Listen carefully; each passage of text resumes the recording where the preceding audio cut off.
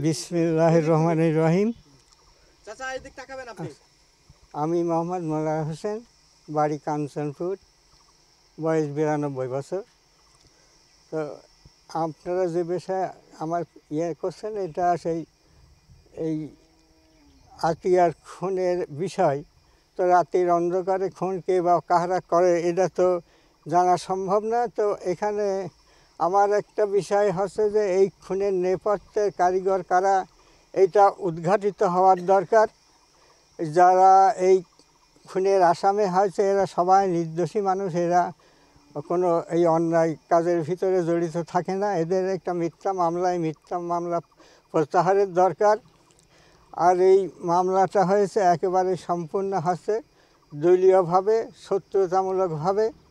যারা এই কেসে হচ্ছে এই সাক্ষী শপথ দিচ্ছে, এদের স্বার্থ উদ্ধারের জন্যই এরা এইভাবে করে।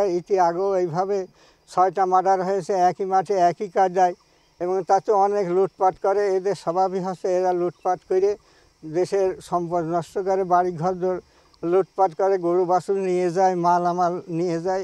এদের কাজ হচ্ছে এই। আচ্ছা, আপনি যে বললেন যে লুটপাট করে, এরা কারা? এদের নাম বলেন। এদের নাম তো বলা যাচ্ছে না, রাতের অন্ধকারে করে। এটা আমরা কিছু বুঝি না। আমরা দেখি যে লুটপাট করে নিয়ে গেছে, এই মারাও কিছু গরু বাছুর নিয়ে গেছে আর কি।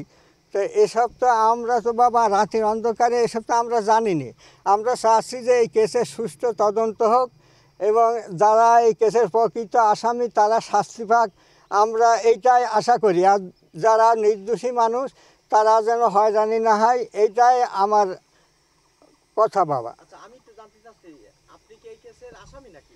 না, এই কেসের আসামি না। হ্যাঁ, তাহলে আপনি জি, এই কেস সম্পর্কে যেহেতু বলছেন, হ্যাঁ, আসলে আপনার পরিচয় তো পাইলাম। পারলেন। হ্যাঁ, তাহলে এই কেসের সাথে আপনার কেউ আত্মীয়-স্বজন জড়িত? আমার ওই যে নাতি আছে একটা কেসের সাথে জড়িত। উনি কি করে? ওনার নাম কি? ওনার নাম হচ্ছে সাইদুল। উনি কৃষিকাজ করে, ব্যবসা বাণিজ্য করে, জায়গা জমি আবাদ করে আর ব্যবসা করে। উনি কি কেসের আসামি? উনি কেসের আসামি নাম্বার আসামি? বোধহয় 16। মোট আসামি কয়জন? 19 জন। 19 জন। উনি 16 নম্বরে। হ্যাঁ, ও 16 নম্বরে। জি, উনাকে কেন আসামি করা হলো? এটা তো যারা করে তারা জানে বাপ, আমরা তো ওটা কিছু বুঝি না, আমরা তো কিছুই জানি না। তার সাথে তো এদের কোনো সম্পর্কও নেই, কোনো কিছুই না। এই আত্মীয়ের পরিবারের সাথে তাদের কোনো সম্পর্ক নেই, কোনো কিছু নেই। এই বিষয় তো যারা করে তারা সব কিছু ভালো জানে। এনার বাড়ির দূরত্ব কত? তা তো 1 কিলোর কিছু বেশিই হবে। তাহলে আপনার নাতিদের কিছু জানে না? এটা তো জানার কথা না, সে তো জানেও না। সে মনে হয় এটা জানার কথাও না। বা আমার মনে হয় যে এই আসামিরা এই দলীয় হিসাবে শত্রুতামূলকভাবেই করা। তো এটা সুস্থ তদন্ত হওয়ার দরকার। সিআইডি দেয়া। আপনার নাতি ছেলে কোনো দল করে? না, সে দল মোটামুটি সে কোনো দলের সাথে সম্পৃক্ত এমন জড়িত না। সে মাঠে কাজই করে। একেবারে কৃষক? একেবারে কৃষক, ব্যবসা বাণিজ্য করে, কৃষক হিসেবে। আপনি এখন কি চাচ্ছেন?